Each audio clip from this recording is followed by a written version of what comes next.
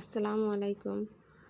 আজ আমার বাচ্চাদের পছন্দের একটি খাবার ডোনাট তৈরি করে ফেললাম ঘরেই। এই যে দেখেন, ডোনাটের শেপগুলো আমি দিয়ে ফেলেছি, এবার ভাজবো। এই যে আমার সব ডোনাট ভাজা হয়ে গেছে। দেখেন ডোনাটগুলো কতটা ফুলেছে এবং দেখতে কতটা ইয়ামি হয়েছে।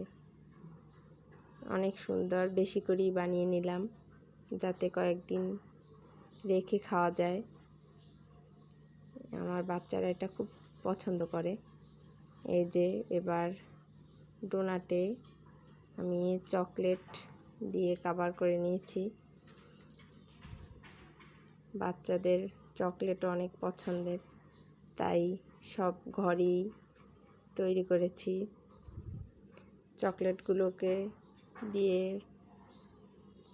কোট করে নিয়েছি দেখার সৌন্দর্যের জন্য, বাচ্চাদের আকর্ষণীয় করার জন্য, বাচ্চাদের কাছে আকর্ষণীয় করার জন্য।